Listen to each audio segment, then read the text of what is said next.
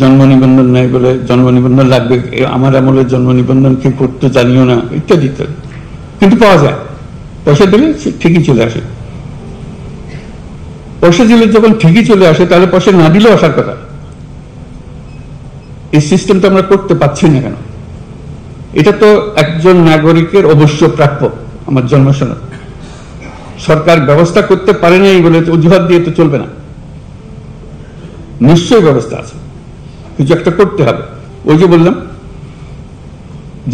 যে টাকা দিলে করে দিতে পারে, সেটা সরকার কেন পারবে না? কাজে আমাদেরকে সেই ব্যবস্থা করতে হবে। জন্ম সনদ তার প্রাপ্য যে কোনো সময় যে বয়সে চায় তাকে দেবার ব্যবস্থা করতে হবে। কি করতে হবে? ওই যে বললাম, সৃজনশীল হতে হবে, এটা থেকে আমরা নিয়ম বের করতে হবে, কারণ ওইটার উপরে সমস্ত কিছু নির্ভর। সেই জন্মসূত্রে আমি বাংলাদেশি, এটার একটা প্রমাণ, দালিলিক প্রমাণ। এই দলিল দিয়ে আমি ভবিষ্যতে যা কিছু করি। ওইটা না হলে এনআইডি পাওয়া যাচ্ছে না, এনআইডি না হলে পাসপোর্ট পাওয়া যাচ্ছে না, সব আটকে গেল সবকিছু। আমরা বলছি যে এটা সবার একই সঙ্গে তার সমস্ত কিছু হতে হবে। যদি আমার জন্ম সনদ থেকে থাকে, তাহলে আমি এনআইডি পাবো। এগুলো এখন অনলাইন পাওয়ার কথা, আমরা অনলাইন পাচ্ছি কিনা? পাসপোর্ট অনলাইন, এখন ই পাসপোর্ট হচ্ছে কিনা? এখনো দেখি ওই এমআরপি করছে। কেন হচ্ছে? আইন তো আছে। আমি বলছি রাতারাতি সব হয়ে গেছে, এটাও আমি আশা করি না। শুরু তো করতে হবে, সে কথার কাজটা করা, যে আমার এখানে আমার জেলাতে এমআরপি আর হবে না, এখানে সব ই পাসপোর্টে নিয়ে যাবো আমি। যেহেতু আমাদের এই টিমের কাজ, যে টিম এখানে আমরা বসে আছি, এখানে আইন বানানো হয়, এটা আইন খাটানো হয়, নিয়ম মানা হয়। এগুলোতে আমরা কিভাবে যাব? একটার থেকে একটা আমরা উত্তরণ কিভাবে করব? বলছে যে এখন জমি রেজিস্টার করতে পারছে না, অমুক করতে পারছে না, কর দিতে পারছে না, সব এখানে আমরা সব শুনছি যে সব অনলাইনের ব্যবস্থা হয়ে গেছে। হয়ে যদি যায়, সেটা বাস্তবায়ন হচ্ছে না কেন? কৃষি আটকে গেলাম কেন? এখনো জমির রেকর্ডপত্র আমরা অনলাইন পাই না, করতে পারি না, যে জমাকে বেচা কিনা আমরা করতে পারছি না। কি যার উপর থেকে আমরা, ভূমি মন্ত্রণালয় বলছে যে আমরা সব করে ফেলছি, কিন্তু ইমপ্লিমেন্ট করতে পারছি না, ধীরে সুস্থ হচ্ছে। কেন পারছি না? এটাই হলো আমাদের অপারগতা। খেলোয়াড় হিসেবে আমরা সেই কাজটা করতে পারছি না। সেই খেলোয়াড়ের যোগ্যতা অর্জন করতে হবে, যে আমাদের অনলাইন যেগুলো হয়ে গেছে, অনলাইনের সিরিজ হয়ে গেছে, অসংখ্য জিনিস অনলাইন। এটা কিন্তু এখানে বিল্ডিং এর বলতে বসাবো, দেশে হয় না। দেশে না হলে এটা করে লাভটা কি আমার? এই জিনিস করে হলো যে আমরা এটা দেশে অনলাইন মানে এখন অনলাইন, আর কিছু থাকবে না। সেটা বলে আজকে রাতারাতি করতে পারবো না, রাতারাতি হবে না তো, সেটা আমি বলি না, কিন্তু একজন ফার্স্ট হবে, সেটা করে বলছি। এই অনলাইনের জন্য এক জেলা ফার্স্ট হবে বলে আমি সবটা করে ফেলেছি, অথবা আমি ই পাসপোর্ট করে ফেলেছি, এটা 100% আমার জ্ঞান। আমি জমির যত কাজ আছে সব অনলাইন করে ফেলেছি, ফার্স্ট হয়েছি আমি। এটা তো হতে পারে, আমি সেকেন্ড হতে পারি, থার্ড হতে পারি, আমি লাস্ট হতে পারি, হবে না সে কথা ঠিক না। যাদের মধ্যে হয়েছে তারা কে কোন স্তরে আছে, এটাতে আমার যোগ্যতা, আমার কৃতিত্ব। এই বয়সে আমি দেশের এই টিমের, গভর্নমেন্ট সরকারের টিমে যুক্ত হয়ে কি কাজটা সমাধান করে দিলাম, আমার কন্ট্রিবিউশনটা কি? একটা হলো ঠিক আছে আমি করে ফেলেছি, তাদের বুঝ দেওয়া দরকার, বুঝ দিয়ে দিয়েছি, সেটা এক জিনিস। আর তাহলে আমি কি করেছি বুঝ দেওয়ার বাইরে, যেটা আমার থেকে হোক, সে আমিটাকে আবিষ্কার করা, অর্জন করা, সেই জিনিসগুলো না, সেগুলো হলো চ্যালেঞ্জ, সেগুলো হলো আজকে সেই সুযোগ। এখানে কারো রক্তচক্ষুর কারণে, কারো ধমকের কারণে কোনো কাজ করার প্রয়োজন নাই, অন্তত এই সময়টুকুতে। আমি নিজের মতো করে যেটা আইন, যেটা করার দরকার, দেশের জন্য যেটা করার দরকার সেটা আমি করব, সেই কাজে আমি ব্যস্ত থাকবো যাতে আমি করতে পারি। আরেকটা বিষয় বলে শেষ করবো, বেশি আলম্ব করবো না। শিক্ষার ব্যাপারে বহু স্তর আছে, আমি ওর মধ্যে যাবো না।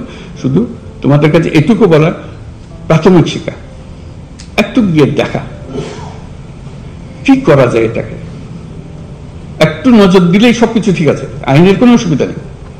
কেউ বলবে না যে না এটা করা যাবে না, করা অবশ্যই যাবে। একটু দেখা দিলে, স্কুলের শিক্ষকদের সঙ্গে কথা বললে, অনেক অনিয়ম বেনিয়ম আছে, সেগুলো তো আছেই, তার মধ্যেও যদি একটি নিয়ম সৃষ্টি করা যায়, একজন জেলা প্রশাসক বললে একটা সৃষ্টি করা যায়, তার সেই ক্ষমতা আছে। শুধু একটু নজর দেওয়ার ব্যাপার। সারা দেশ জুড়ে অসংখ্য প্রাইমারি স্কুল, যার যার মতে সে চলে। আমি অসংখ্যতে যাওয়ার কথা বলছি না, কিন্তু দু একটাতে গেলে আরেকগুলো খবর পায়, অথবা ওইটার অভিজ্ঞতা 10 জনকে বললে তারা শোনে যে হ্যাঁ এটাই তো বটে, তো আমরা তো করতে পারতাম এরকম। এই ছোট ছোট কাজ, বড় কাজের কথা বলছি, বড় কাজ তো আছে কিন্তু করবোই।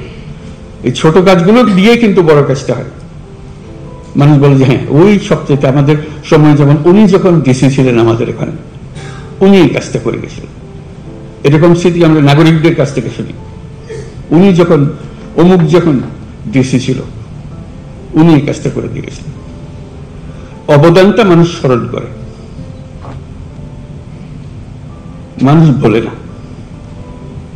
ওই যে অবদানটা হয়েছে সেটা ব্যক্তিগত, আচ্ছা এটা সরকারের হুকুমে হয় না, সরকার সবাইকে হুকুম দিছে, কিন্তু এই ব্যক্তিগতভাবে সেটাকে অন্যরকম ভাবে, অন্য ভঙ্গিতে নিয়ে এসছে এবং মানুষের মন জয় করেছে। মানুষ তাকে বহু বছর পরেও স্মরণ করছে, অমুক যখন দিয়েছিলেন তখন আমাদের এটা হয়ে গেছিল। তো সেটি আমাদের সুযোগ। এই যে আমরা অন্তর্বর্তীকালীন সময় আছি, এটা একটা মস্ত বড় সুযোগ। আমাদের হাতে অনেকগুলো কাজ, এবং খুব সহজ কাজ, কঠিন কাজ না। এবং আমি বলছি না যে 100% করতে হবে, আমি বললাম যে 10% করো, 20% করো, 30% করো, 1 নম্বর হও, 1 নম্বর হওয়ার চেষ্টা করো। কারণ তোমরা তো সবাই একই আইনের মধ্যে, একই পরিস্থিতিতে আছো। 1 নম্বর হওয়ার মধ্যে অনেক আনন্দ।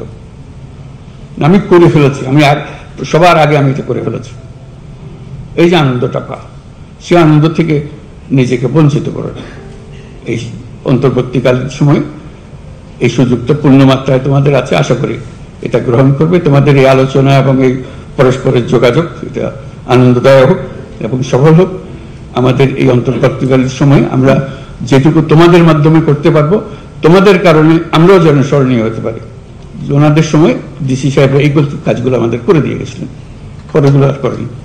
এই কথা বললে তখন মনে হবে যে হ্যাঁ আমাদের আমলে আমরা ওটুকু বলার কারণে, আমরা করিনি কিন্তু বলেছি, বলার কারণে কাজটা হয়েছে। এগুলো যেন আমরা করতে পারি। আমরা আরেকটা কথা, পাসপোর্টের কথা বলতে মনে হলো, পাসপোর্ট করতে হলে পুলিশ ভেরিফিকেশন লাগে।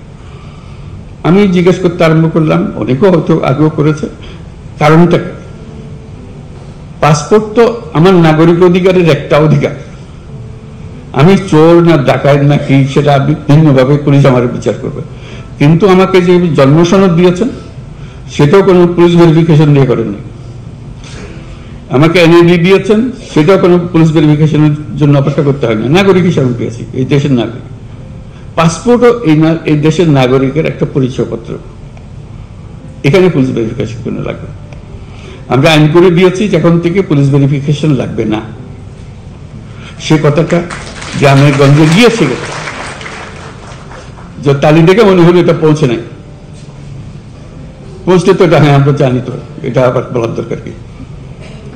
আমার বলার কারণে তালি দেওয়ার অর্থ হলে এটা সুন্দর কাজ হয়েছে, তো তার মানে এই কথা পৌঁছে নাই, অথচ আমরা এখানে সিদ্ধান্ত নিয়ে বসে আছি বেশ কিছুদিন আগে। এই যে দূরত্ব, এটাও যেন না থাকে। এগুলোর কোনো কারণ নেই, বিনা কারণে মানুষ হয়রানি করা, হয়রানি করাটাই যেন আমাদের ধর্ম।